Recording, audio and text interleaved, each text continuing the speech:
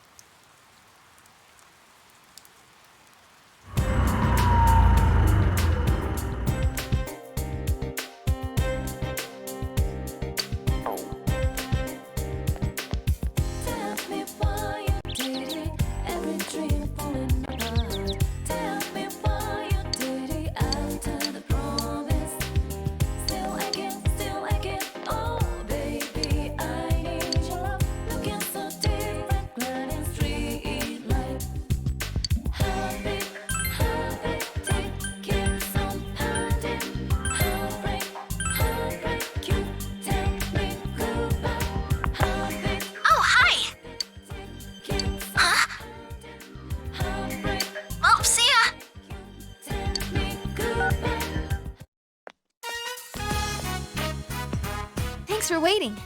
Well, let's go.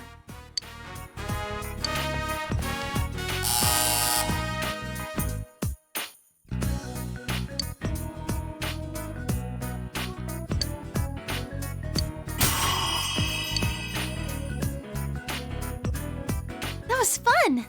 We should do that again.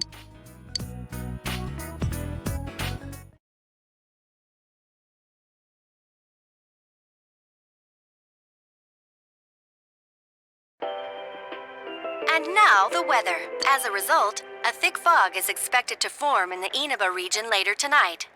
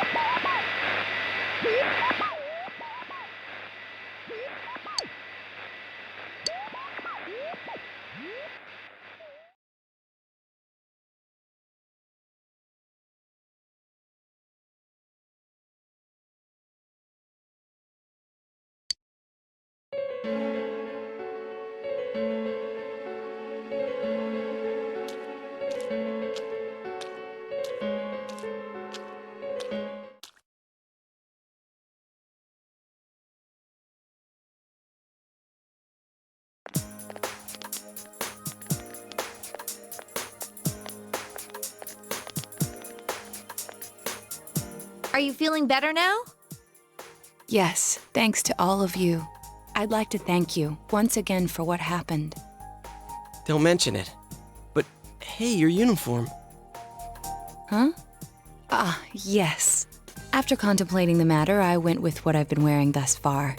There's no need for you to... Hey, it's the Detective Prince. That's no prince. I heard he's a she. Huh? You serious? If he's a she, then... oh, crap! Kinda disappointed. But then again, there's something neat about it. Yeah, if you look at it a certain way, doesn't she seem pretty cool?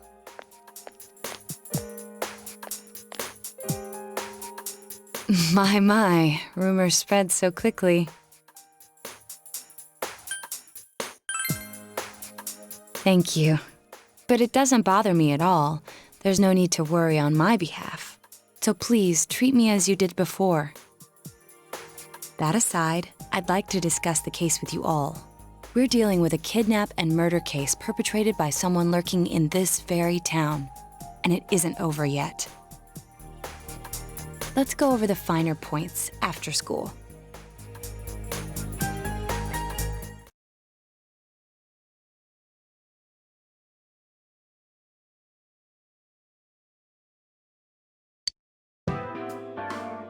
First, I heard the doorbell ring.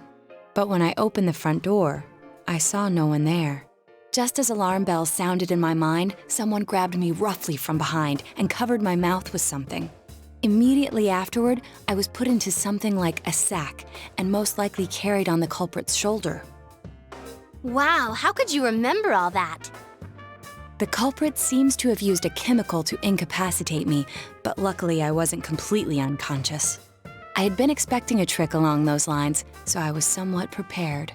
And of course, I was desperate to gather as much information as I could.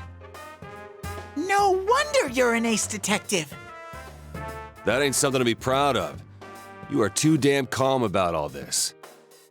Judging by their actions and body type, I'd say the culprit is definitely a man. I heard no conversations or voices, so I believe he is acting alone. It's after that that things get murky. I felt a single impact, which I assume is when I was thrown inside the TV. But the time from kidnapping to that point seemed too short. It was a matter of minutes. So you were immediately thrown inside the TV after being kidnapped. Oh, could there have been a TV on the side of the road? Regrettably, my memory from there on is a blur. I see. But man, the killer came right up to the door and rang the bell? That's just crazy. I finally understand why you all testified that you couldn't recall much of what happened. Such a bizarre experience with mental and physical fatigue on top of it. It's only natural to be confused. And going by the surrounding circumstances, my kidnapping and everyone else's were near identical. There is no question that the culprit is the same in each case. So, that Mitsuo boy who said he killed King Moron. Everything makes sense now. I can't say for sure until I gather more concrete evidence. But Mitsuo Kubo's only victim was Mr. Muraoka. It was a copycat killing that mimicked the true culprit's method. No wonder King Moron's death broke the pattern in so many ways. The question remains, though, as to how Kubo learned of that world. That's it! That's what was bothering me! Mitsuo could enter the TV, right? Then why didn't he kill King Moron that way? I believe he didn't understand the other world as well as the true culprit. Even though I can now enter it myself, it wouldn't occur to me to use it for murder. And remember, the previous corpses left no sign that their deaths had anything to do with the other world. After Kubo became wanted, leaving him with nowhere to run, he probably thought for the first time, what if I put my entire body into the TV? The bizarre condition of the corpses that caused such commotion is probably because they died on the other side. It's a simpler explanation than figuring out why the killer would risk disposing of the bodies in such a way. Which means their inexplicable condition of being hung on a foggy day wasn't due to the culprit making a statement. Much of our speculation could be tested if we could ask Kubo in person. However, I've unfortunately been taken off the investigation, and I highly doubt that the police will believe any of this. They wouldn't admit that it wasn't Mitsuo in the first place. Once you've said something on TV, it's not easy to admit you were wrong. I believe the primary cause of my dismissal was because I raised that possibility to them.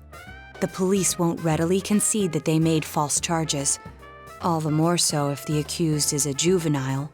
In fact, the overwhelming sentiment with the police force is to end this case with his arrest. Even if it's possible there's another killer? Those dickheads. I had a feeling that would be the case. Not that I trusted him in the first place.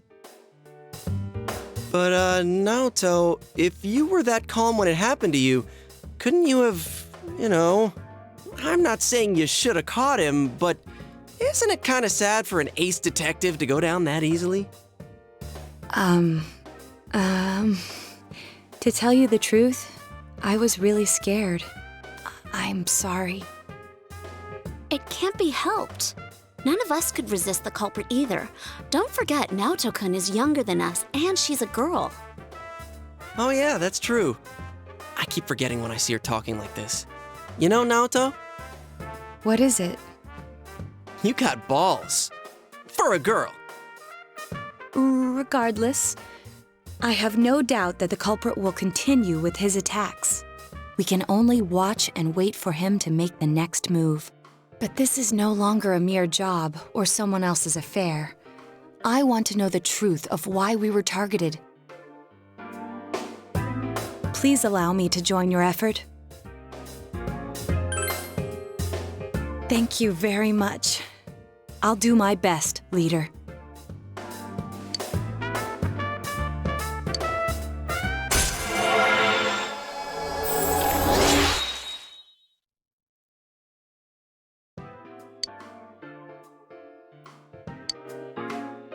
Since I'm the king of the geniuses, I knew it would work out this way. Ta-da! Now Chan's glasses. Thank you.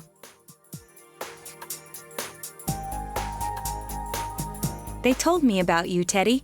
I can sympathize with your drive to find yourself. If I may help in any way, let me know.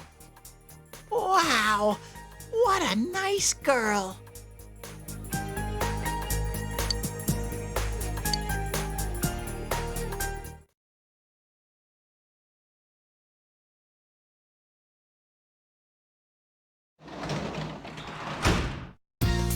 Welcome back.